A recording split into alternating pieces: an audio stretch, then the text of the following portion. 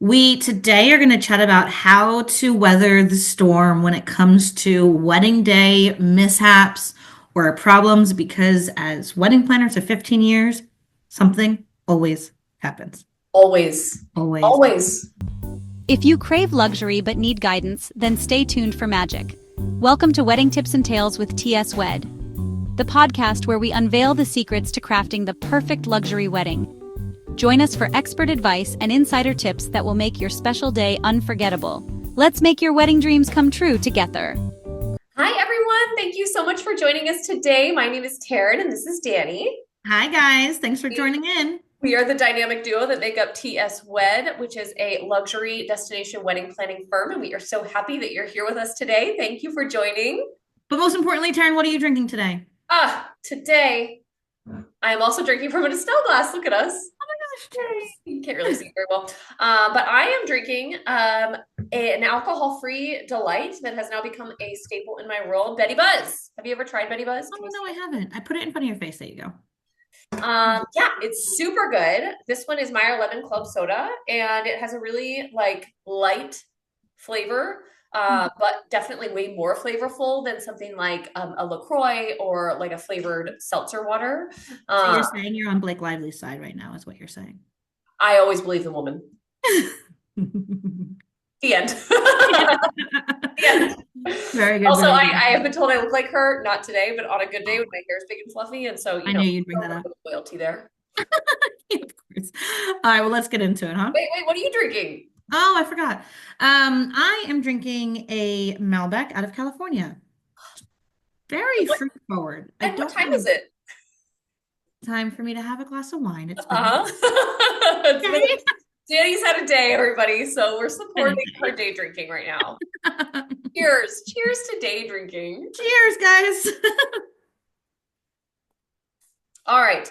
So weathering the storm, you said that there's always something that goes wrong on a wedding day. That can't be real. Oh, infuriatingly, it always, there is no level, and you can ask any planner. You can ask a beginning planner, you can ask Mindy Weiss, you can ask any of them. Something happens at every single wedding. There is only so much that we can control, whether it is weather, whether it is rogue guests, whether it is vendors losing their minds, which we've had. Mhm. Like something is always going to happen. And so you have to, as the couple, just understand that. Prepare. Right. Listen, the wonderful thing about hopefully the vast majority of our previous clients, and if we take a look at our reviews, then I think that we'll see this, but they think everything was perfect. Why do they think everything was perfect? Exceptional planning. Because when you have a wedding planner, their job is to make everything look perfect, whether or not it is, right? Correct. So, If you have a good wedding planner, because right, we've all heard horror stories of like wedding planners going rogue. right, sure. If you have a capable wedding planner, presumably you've hired them to resolve the problems if and when they arise. But also, I would say, when you look back on your wedding day, you're looking back with rose-colored glasses. Like, hopefully, the joy supersedes any of the hiccups. And so that matters. And so when you have people like friends or family members, or you're looking at reviews and people are like, it was the perfect day, everything was flawless, nothing went wrong, it was absolutely seamless. We No, want all of our right. clients to remember it like that. That's very important because that means that the joy superseded any of the hiccups. And I think that's a great point, Taryn. I also think that sometimes when couples who are planning their wedding see reviews like that, they are expecting it. It sets a certain, it's like that Instagram dichotomy of like Great. Instagram versus reality. So when you're seeing reviews that say like everything was perfect and lovely and all the perfect things, like that's not true in reality. Like in reality, things did go wrong and there were adjustments made and things. It is that post glow and just the fact that like things can go wrong and it still be a perfect, wonderful day, Correct. right?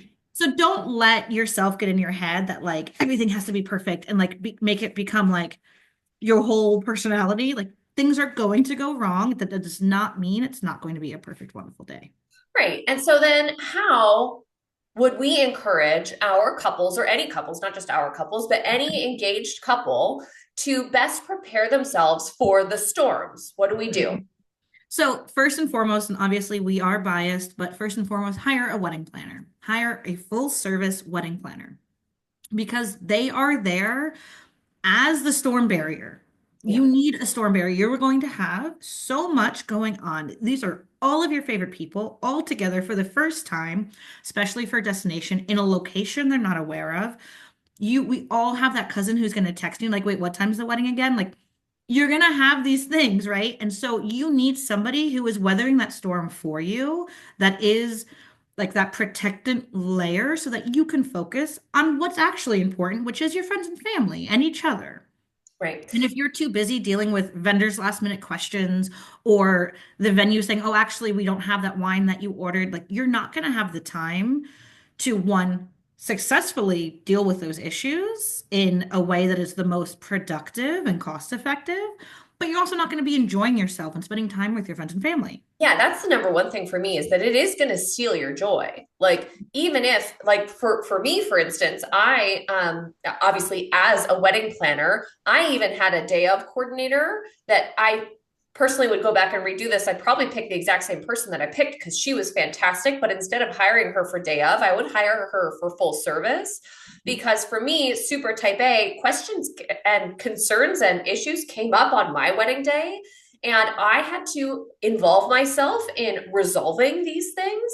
My husband had no idea anything happened, not a clue. He had the best day of his life because he was blissfully unaware. For me, that was a really stressful day. And it's because I didn't have a full service planner. Like I didn't have somebody who was their exclusive job was to manage all of these issues.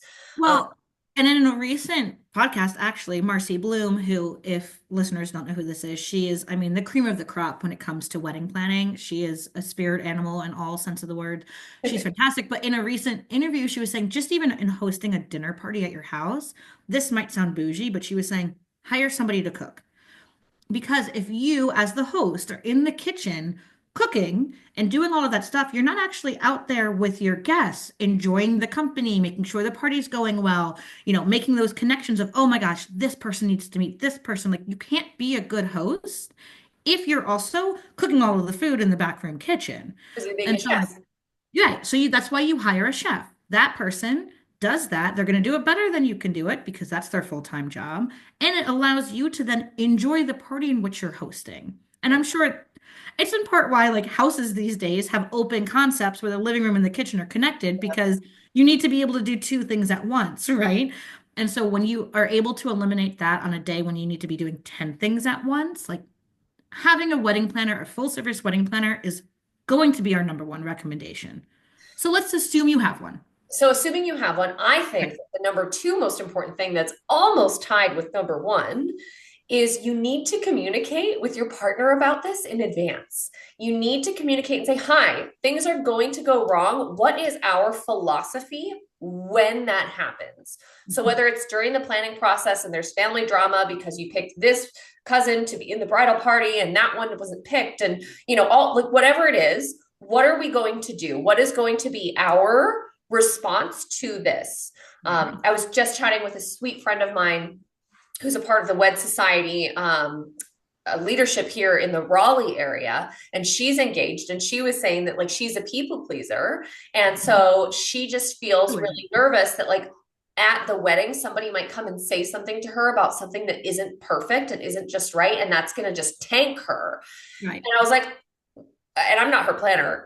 And I apologized to her on the phone. I was like, I'm going to tell you what to do because this is ridiculous. Like, I said, great, you need to sit down with your fiance and you need to tell him this fear that you have. And then the two of you need to develop a safe word.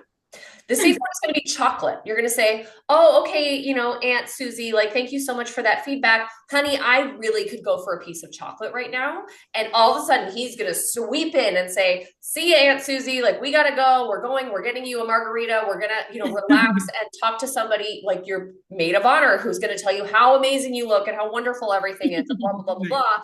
But you have a strategy for that particular pain point that could really tank you on your wedding day. And so I think that communicating with your partner and developing a plan for both foreseeable things and unforeseeable things. Like, okay, but what happens if it downpours and we have an outdoor wedding? Well, we're going to have a tent on hold, or we're going to, whatever, communicate with your planner about those types of things. But just, And I think what ties into that too, Taryn, is like one of let's say this is a little bit of a part three of like, let's be realistic about who we're inviting. So you know your family this way is better part than three. anyone else is going to be. Yeah. I agree.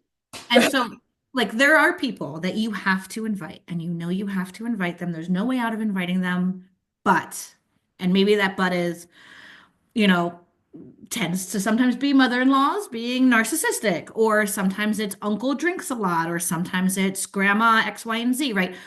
Let's be realistic about our guests. That I'm not saying don't invite them, their family, they've got to be there. But two things. One, have this conversation with your partner, have it with your wedding planner. Tell your wedding planner ahead of time, hey, my mother-in-law is going to be a problem. The thing is, your wedding planner should be a safe space. We're like, therapist, lawyer, safety circle all day. And we love being the bad guy, right? So you get to say, hey, my mother-in-law really wants, I don't know, like something ridiculous and stupid. She really wants X, Y, and Z. Oh, she doesn't want me. How about this one from one of our weddings? She's really concerned about me wearing her veil because she thinks it's going to get stuck in the grass. And so she doesn't want me to wear the veil going down the aisle. Amazing. Tell her that the wedding planner said that she'll carry the veil the whole way down and it'll be not a problem. But like you can use your wedding planner as the catalyst for an easier conversation. You can blame stuff on us. You can say, oh my gosh, I would have totally had your daughter be my flower girl, but my wedding planner said it will look awful in the pictures and she's not letting me have one. Isn't she the worst? When in reality, it's just that little kid is a terror and you don't want them in your wedding party, right? Like you can use your wedding planner to be the bad guy and circumvent those conversations. But then on the wedding day, if a wedding planner knows that so and so might be an issue, we can plan accordingly. And we can tell your bartenders, hey, uncle over there is going to drink too heavy. And so from the get, they're putting a little more water in that drink that he's aware of, or they're slowing him down when he comes up to the bar. There's like these subtle ways that you can circumvent problem people without them having to feel like their problem people are being circumvented. But that only Well, happens with communication. and even if they are made to feel like they're problem people, like you can resolve the problem people without burdening the couple. Danny, tell me, have you recently had a problem family member? Hmm? Hmm? Listen, a few come to mind.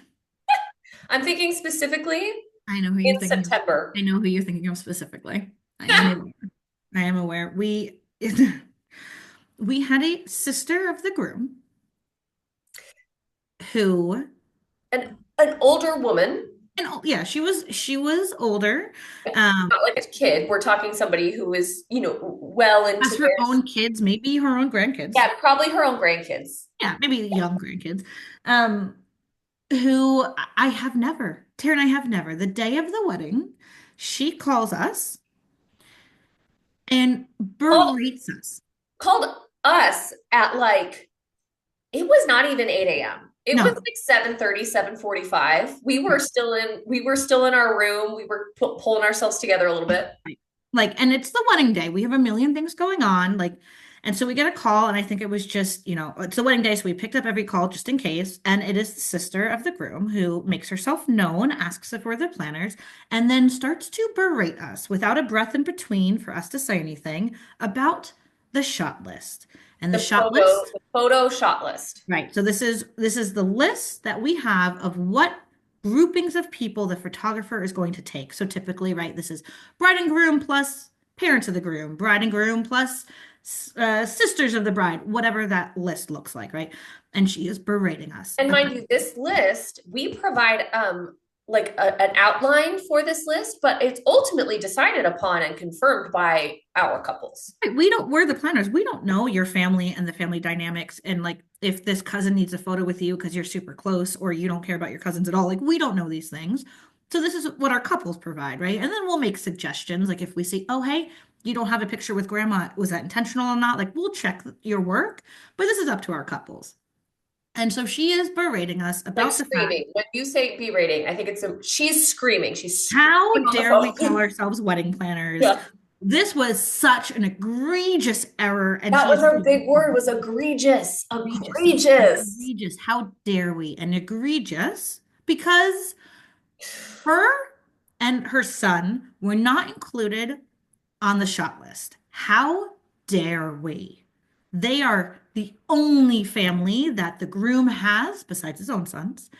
And how dare we not include them? So again, first and foremost, on our side, we're like, this, they're the ones who made the shot list, not us. But second off, okay, maybe this was the groom pushing her off to us, right? And he wants us to be the bad guy. Now, that's okay. We can be the bad guy, but at the end of the day, Taryn, was she included in the shot list? That's the real kicker is that we looked at it, we went, because again, also maybe we made a mistake, right? We're human. And so if we had unintentionally left that pairing off of Sibling. the photo shot list, like our job then, like let's say that it wasn't there, our job then would be to immediately reach out to the couple and say, hi, this was not included on your original shot list. And we double checked our work and it wasn't there, but would you like to add this then? You know, like this, it's very easy. This is a text. And again, this is one of those situations where, for anybody listening, where your wedding planner can be the bad guy. So if like you have that family member who thinks they're super important, but you actually, in fact, did not want to spend any time with them, don't want them on the shot list, if you text us back and say, no, they were left off intentionally. Oh my gosh, so easy for us to go to that person and say, oh my gosh, we'll do our very best to fit you in. It's just a really tight timeline. Right. And then But we don't include that photo because the couple doesn't want it. And it saves the couple from having to say, no, Auntie Marge, we hate you. We don't want you in a photo with us. But it accomplishes the same thing. So the couple looks good in their eyes. But either way, this is not what the situation that's was. not what this was. So we pulled No. the timeline with her on the phone and we say, I'm so sorry you're confused. You are listed right here. You're the very first picture for group and family photos. Like I don't even, to be honest, I think we did better than that. I don't think we told her she was confused. I think we said, hi, did you read through the entire we timeline? did. We did. We said, did you look through the whole timeline? And she's just yelling. She's just yelling and insulting us personally. How dare we even consider ourselves professionals? Like we're obviously horrible people, all the things. And Inconsiderate. finally, Danny's like, ma'am, look at page whatever it was Like, of the timeline. you are only currently looking at the pre-ceremony photos. You are looking at the The getting bridal ready party. photos, The bridal party getting right, ready photos. which is the bridal party. It is the groom with his groomsmen, which were his two sons. That is the only thing she got to on the timeline. Ceremony happens directly following ceremony is group and family photos, and she is the first one listed. So then, ma'am, I did you read the entire timeline? Yes, of course I read the entire timeline. Okay. Well, if you did in fact read the entire timeline, you'll see you're the very first person listed in the group and family photos. And the thing is that if that couple did not have a wedding planner, that couple would have gotten that call at 7:30 in the morning. Of And their wedding day, on their while the wedding bride's day, getting ready. someone absolutely screaming, hurling insults for a non-mistake. And so Mhm.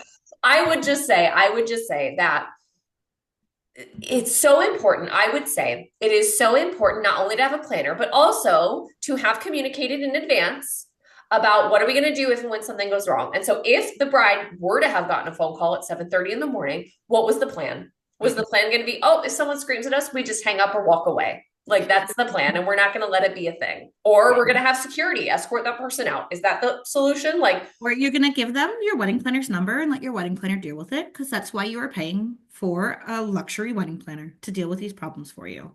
And at the end of the day, like, I mean, we can go on so many more stories about guests that were problems. I have one. I really think it's a good one. Okay, let's get to it. Let's get to it in a minute.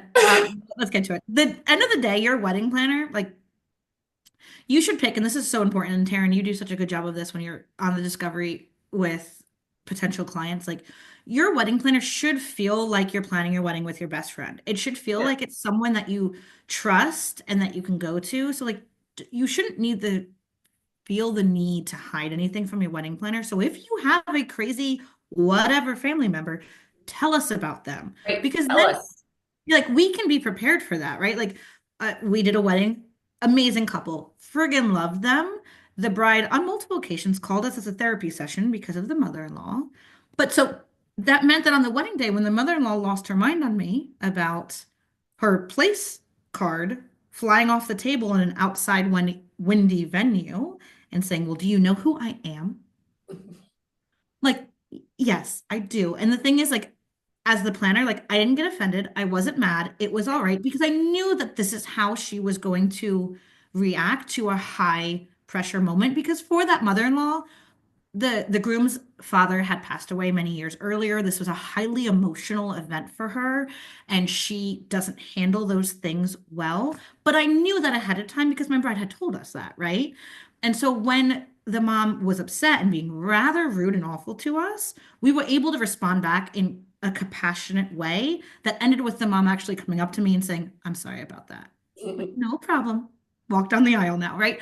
So, like, having your wedding planner fully aware of any guests that might need a, TLC, so to speak, like that is going to be really beneficial for their experience as well, right? Because I knew like she was being rude and awful, don't get me wrong, but I knew it was coming from a place of missing her husband and feeling very emotional. And so it's easier to respond in a loving, kind way when you have some of that background Right. information.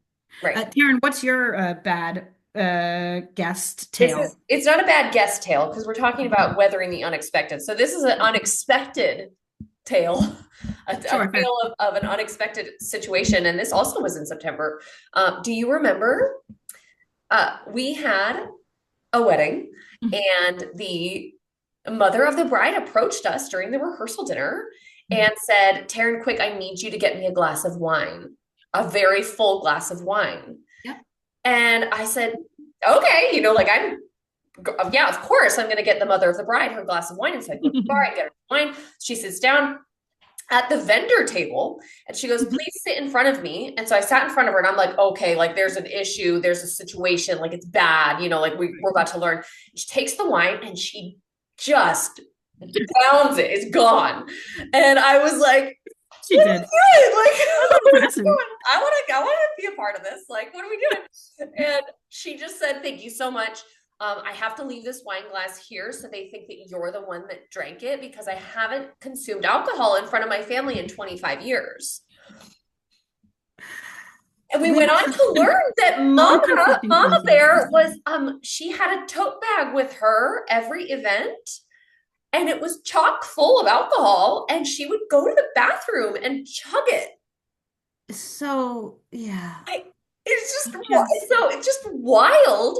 So I remember Danny and I, we were just like, do we tell the bride? Like, or like, is this an addiction issue? Is this just like because the way she presented it was like it was a social, like I'm too good for that, like I'm too proper right. for the consumption of alcohol. Yeah, And yeah. it ended up being an issue when we later found out from the hotel that there was an issue and a complaint about this person completely independent of the wedding. But like, if we had known there was something in To be advance, aware of. it could Right. have been mitigated. Like it could have Yeah. been, we could have Yeah. taken the appropriate steps. So all of that is to say that if and when you are beginning the planning process and you're like, okay, what do I expect? Is this going to be a perfect, flawless, seamless experience? No, it's absolutely not. There's going to Nope. be curveballs, no Right. matter what. So Yep. communicate, hire a planner, communicate with the planner, communicate with each other, and be mindful of your guest list because 100%. those are the top 3 ways that you can mitigate any unnecessary drama or heartache on the wedding day. And then I would say the very last bit of that is at some point, and listen, as type A wedding planners ourselves, we need therapy for it too. So maybe invest in a quick therapy session to learn how to let it go once you're at the wedding day. Once that wedding week comes up, you have to enjoy the moment and let it go, right? Where like 18 butterflies supposed to fly out of the thing and only 15 flew out, like let it go. It's fine. The whole point is the connection with your friends and your family and this celebration of this love, right? So as long as that's at the forefront, go into your wedding week going, did I put that at the forefront in all of the planning? Yes. Did I mitigate any problems that I could foresee ahead of time? Yes. At this point, everything else is gravy. Let it go. Yeah, don't let anything steal your joy. Do your Right. best to set the pieces in place Right. to set you and your entire event up for success.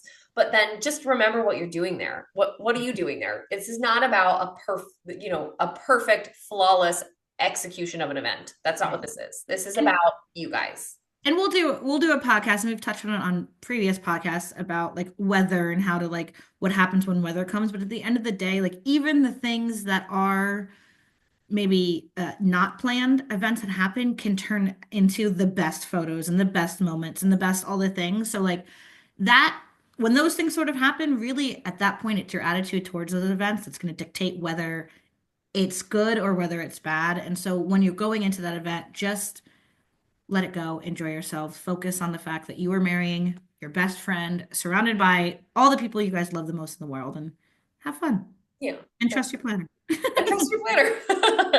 All right, guys. Well, thank you for joining us. Cheers. I think Danny's empty. Hard day. Go refill. It's Have a fine. little bit. All right. Bye, y'all. Thanks for watching. Don't forget to leave your questions below for future podcast topics. Subscribe, like, and let us know your favorite tip from this video. Until next time, let's keep making wedding dreams come true together. Bye for now.